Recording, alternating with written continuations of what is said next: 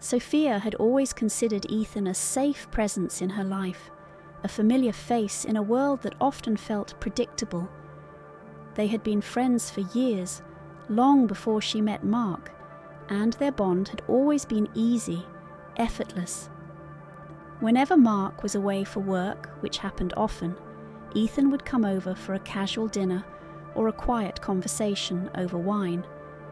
It had never been anything more than that. There was a comfort in routine, in knowing that no matter how busy or distant her husband became, she could count on the steady familiarity of Ethan's company. Mark never questioned these visits.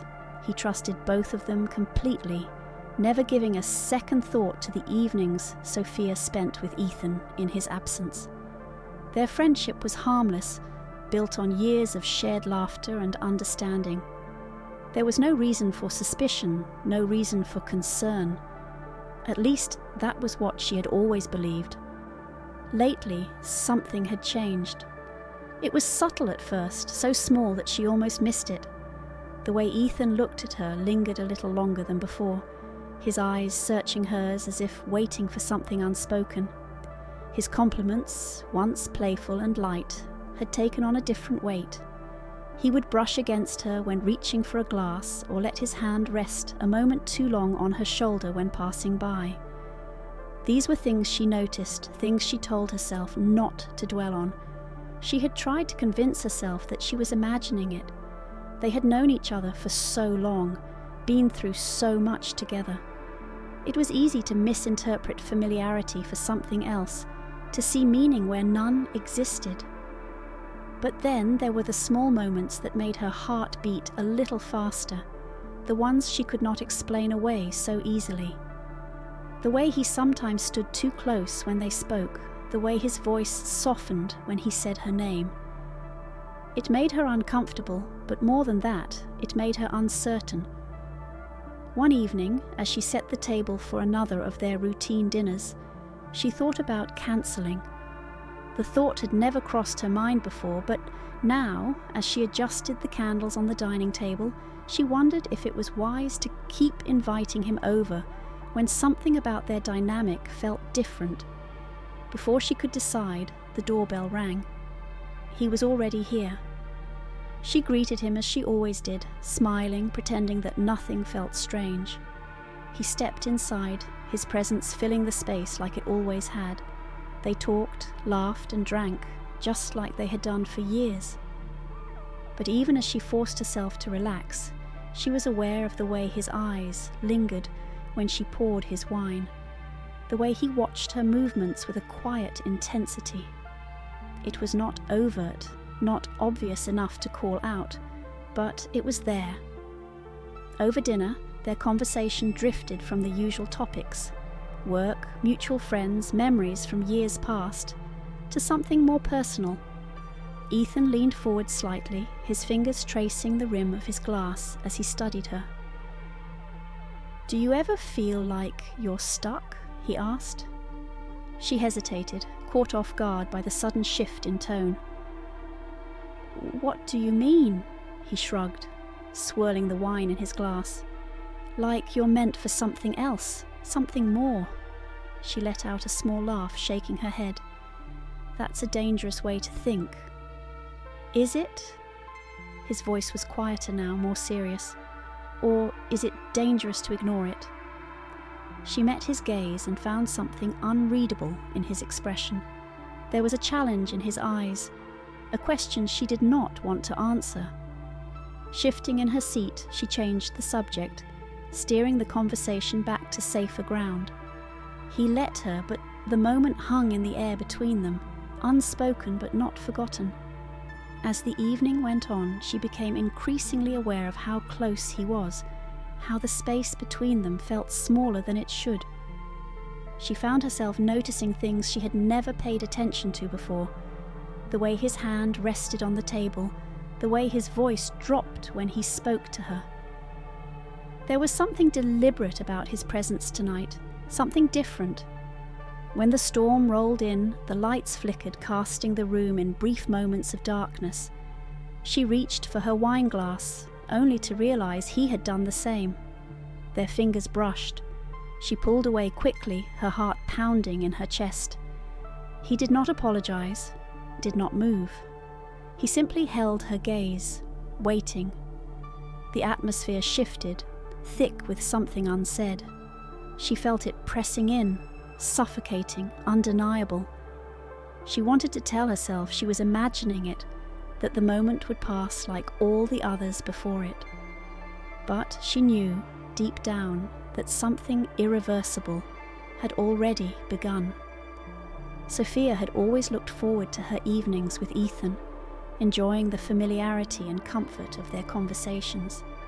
It was something steady in her life, something that remained unchanged no matter how much time passed. She never had to explain herself with him, never had to worry about keeping up appearances. But tonight something felt different. It was not in the way he spoke, nor in the words he chose, but rather in the way he looked at her.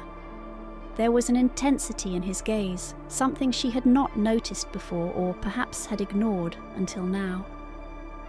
Mark had left that morning for another business trip, his departure as uneventful as always.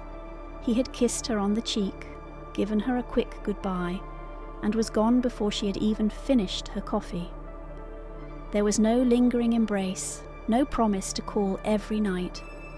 She had become used to his absence, accustomed to the quiet spaces he left behind.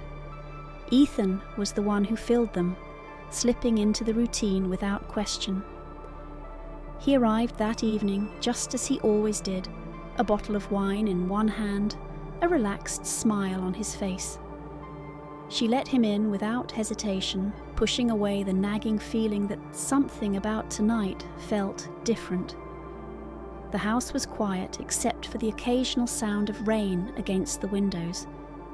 The air felt heavier than usual, though she could not explain why.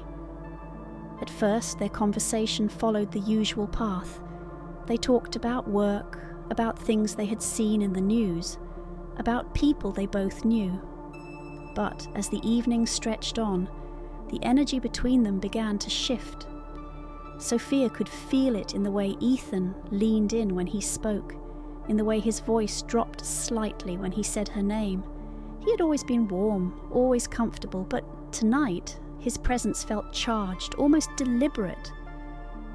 "You know," he said after a while, swirling his wine in his glass, "Mark is never home.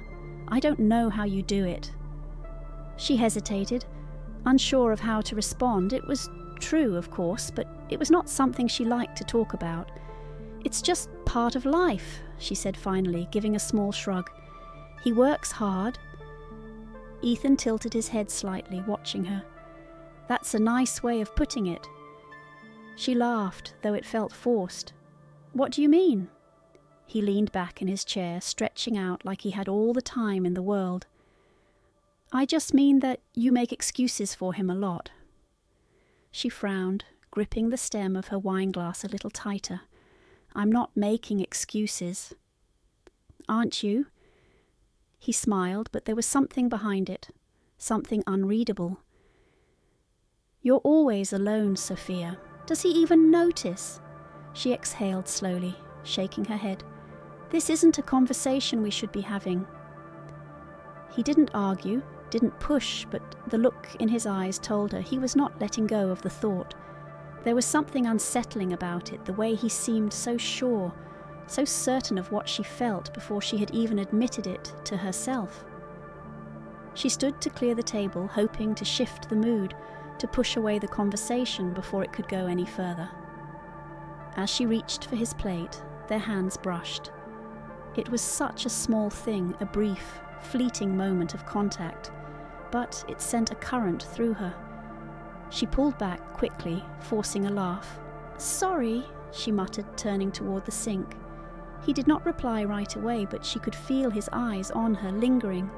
She should have said something, should have made it clear that this was nothing, that it was just an accident, but instead she let the moment hang, let the silence settle between them like something unspoken. Ethan stood after a few moments, stepping beside her as she rinsed the dishes. He was too close now, close enough that she could feel the warmth of him, the quiet weight of his presence. "You don't have to be nervous," he said softly. "I'm not nervous," she said quickly, though she knew it was a lie. He reached past her for a towel, his arm brushing against hers. "It's just me, Sophia." She nodded, forcing a small smile. "I know." But did she?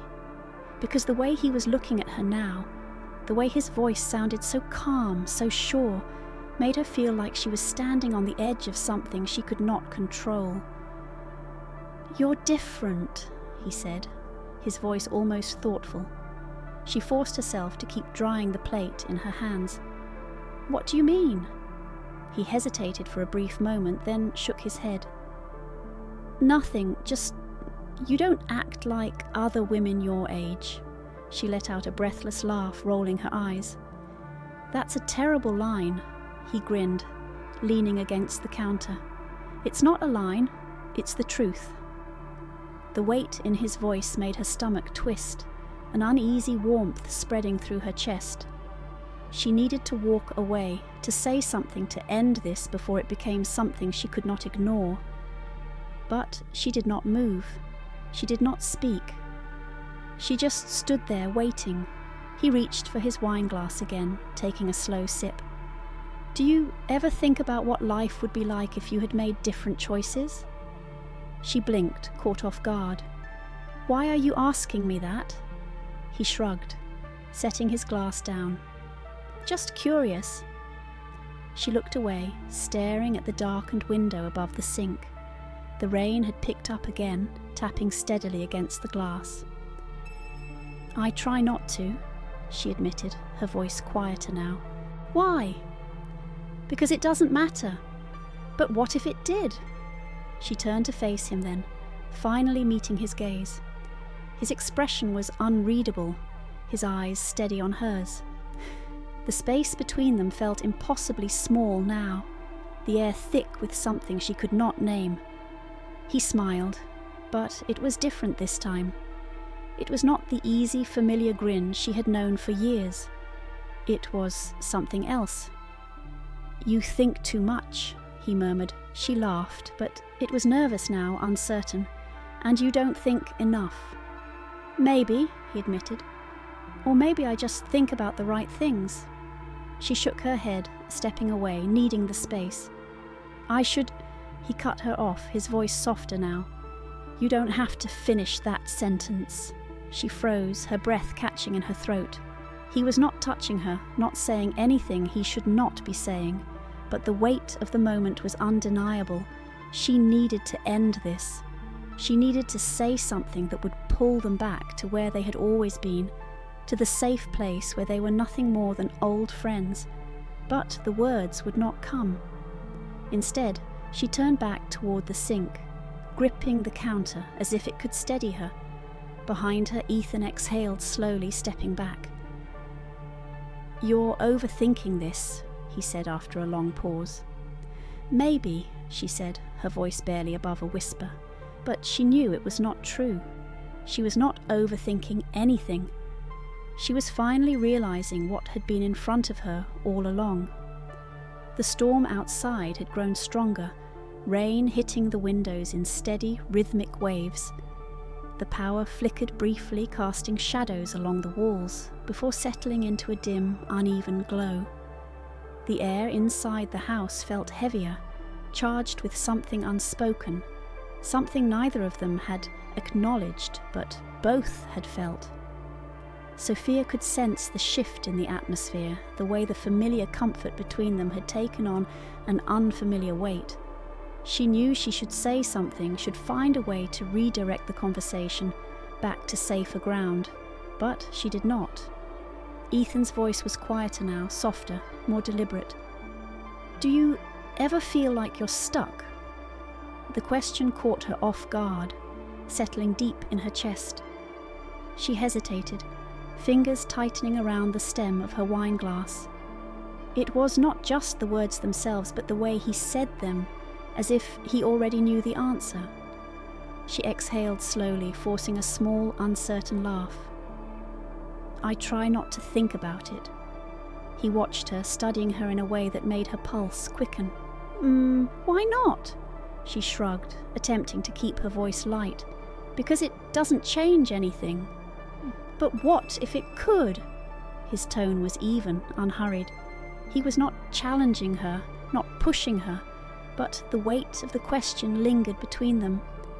She turned her gaze to the flickering candle on the table, watching the flame dance, trying to focus on anything but the way his presence felt so much closer now. What are you trying to say? He leaned forward slightly, the space between them shrinking. I think you already know.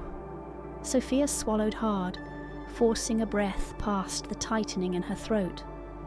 The storm rumbled outside, another flicker of the lights casting the room in temporary darkness. When the glow returned, she found his eyes on her, steady and unreadable. There had been moments like this before, brief instances where she had felt something just beneath the surface, something unspoken. She had ignored them, dismissed them as fleeting thoughts, the kind that passed as quickly as they appeared. But now, the feeling was impossible to ignore. She should stand up. She should laugh it off. She should say something that would reset the balance between them. But she did none of those things. Ethan's fingers brushed lightly against hers, the touch barely there but impossible to mistake. She felt the warmth of it, the hesitation, the silent question woven into the movement. She could still pull away, still pretend this had not happened. But she did not. You don't have to be nervous, he murmured. I'm not. The words left her lips too quickly, too unconvincingly. He tilted his head slightly, his expression unreadable. Then why does it feel like you're holding your breath? Sophia exhaled, realizing that she had been. Her pulse was too fast, her thoughts too scattered. She should tell him to stop, should remind him that they were friends, that this was not something they could entertain. But she did not move. His hand grazed her shoulder, the touch light, almost as if he was testing something. She could still pretend it was nothing, still tell herself that this moment was not what it felt like. But the way his fingers lingered, the way his eyes held hers, told her otherwise. You're beautiful, you know, he said, his voice barely above a whisper. Sophia's breath caught. He had complimented her before, but this was different. This was not casual, not harmless. This was something else entirely. She felt the weight of it settle in the pit of her stomach, heavy and unshakable. She forced a laugh, shaking her head as if that could undo what had just been said. You're ridiculous. I'm serious. His voice was steady, certain. I don't think you even realize it. She shook her head again, but her hands were trembling, her thoughts unraveling. We shouldn't be having this conversation. Why not? His tone remained calm, but there was something beneath it, something she could not ignore. Because, she faltered, searching for the right words, for the ones that would set things back in place, but they would not come. Ethan reached up, his fingers brushing against a strand of hair that had fallen loose near her face. The movement was slow, deliberate. He tucked it behind her ear, his touch barely there, yet it sent a shiver down her spine. Her heart pounded, a warning, a signal that this had already gone too far. Ethan, this isn't... Tell me you don't feel it, he interrupted, his voice low. Tell me you don't want this. Sophia opened her mouth, ready to say the words, ready to put a stop to this before it could go any further, but nothing came out, because she could not lie. His hand lingered near her face, his fingers lightly tracing her jaw. The air between them was thick, suffocating, filled with something neither of them could take back. You're thinking too much, he murmured. She closed her eyes briefly, willing herself to step away, to say something that would break whatever this was, but she could not. When she finally looked at him again, He was watching her carefully, waiting. "I should go," he said, but he did not move. She nodded, but she did not step back either. Another rumble of thunder shook the house, the wind howling against the windows. The candlelight flickered again, casting shadows along the walls. Ethan exhaled, his breath warm against her skin. "Tell me to leave, Sophia." Her throat was dry, her thoughts spiraling. She did not tell him to leave. She should have, but she didn't. The weight of the moment lingered long after Ethan left. Sophia stood frozen, her heart pounding, her hands gripping the edge of the table as if it could somehow steady her. The room felt suffocating, filled with something she could not name, something she did not want to admit. She had pushed him away, made it clear that this was not right, that it could not happen. But it had already happened in ways that words could not undo. She told herself it was over, that the moment would fade, that by tomorrow it would feel like nothing more than a misunderstanding. But as she cleared the wine glasses from the table, the ghost of his touch still burned on her skin. The warmth of his fingers had been fleeting, barely a whisper of contact, yet it had unsettled her in a way that left her breathless. She could still hear his voice in her head, soft but certain, asking her to tell him she did not want this. She had not answered, and that terrified her. She moved through the house on autopilot, turning off lights, locking the front door, following the motions of a routine that suddenly felt unfamiliar. Every step felt heavier, as if she were dragging the weight of something she could not leave behind. Her reflection in the hallway mirror stopped her in her tracks. She looked the same, yet different. Her lips were slightly parted, her eyes wide, her expression unreadable even to herself. She wanted to look away, but she could not. It was as if she was seeing herself for the first time, realizing she was no longer just a woman going through the motions of a predictable life. Something had shifted. She made her way to the bedroom, closing the door behind her with a quiet click. Her fingers hovered over the lock for a moment, hesitation creeping in before she finally turned the key. The sound of it locking echoed in the silence, a final barrier between herself and whatever had unravelled in the last few hours. She had never locked her bedroom door before, had never felt the need to. But tonight, the house felt different. She felt different. Sitting on the edge of the bed, she exhaled, pressing her hands against her temples. The guilt was already settling in, sinking into her bones like a slow, relentless ache. Mark trusted her. He had never questioned her friendship with Ethan, had never once given her a reason to feel trapped or unhappy. And yet, something inside her had still allowed tonight to happen.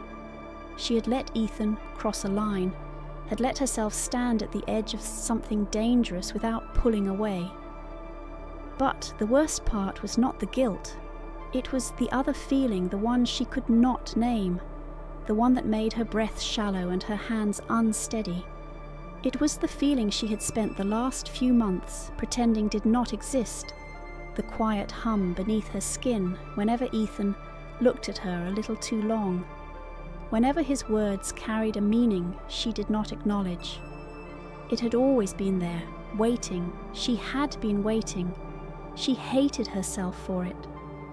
The room felt too quiet, the shadows stretching across the walls as lightning flickered outside. The storm had not passed, and neither had the storm inside her. Her fingers twitched against the bedsheet, memories of the evening replaying against her will. The way Ethan had stood too close, the way his voice had dropped when he told her she was beautiful, the way he had not hesitated when she did not tell him to leave. She squeezed her eyes shut, willing herself to think of Mark, to remind herself of the life she had built, of the vows she had made. But no matter how hard she tried, the only face she saw was Ethan's. Her phone buzzed on the nightstand, the sound sharp against the silence. Her breath hitched as she reached for it, already knowing who it would be. Ethan. You locked your door tonight, didn't you? Her stomach twisted. She stared at the message, her fingers hovering over the screen. How did he know? Had he waited? Had he stayed outside long enough to hear the lock turn? She should not respond. She should delete the message, turn off her phone, pretend she had never seen it. But instead, her fingers trembled as she typed. Sophia. Go to sleep, Ethan. She stared at the message after sending it, waiting, expecting him to let it go. But the reply came almost instantly. Ethan, I don't think you want me to. Her breath left her in a quiet exhale. She closed her eyes, gripping the phone tightly, knowing that this was the moment she should stop this before it went any further. But the truth was, it had already gone too far. She placed the phone face down on the nightstand, heart hammering in her chest. She did not respond, but she also did not delete the messages. Lying down, she pulled the blanket over herself, staring at the ceiling, listening to the rain. She told herself that by morning this would pass, that it was nothing. But deep down, she knew better. Ethan had been right. This was not over.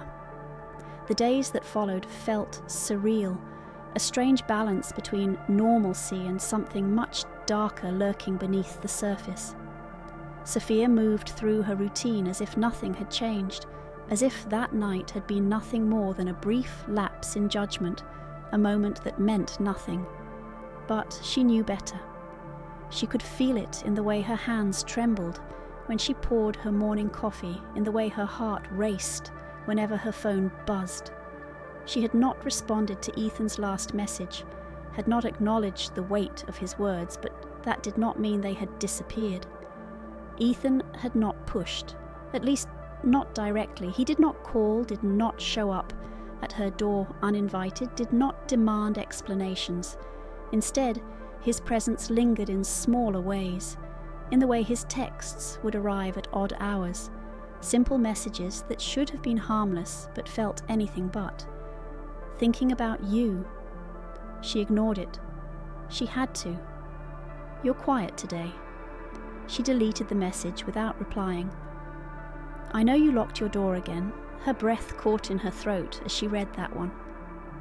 It had been 3 days since that night, 3 nights where she had locked her bedroom door the moment she stepped inside, 3 nights where she had lain awake, staring at the ceiling, listening for sounds she did not want to hear.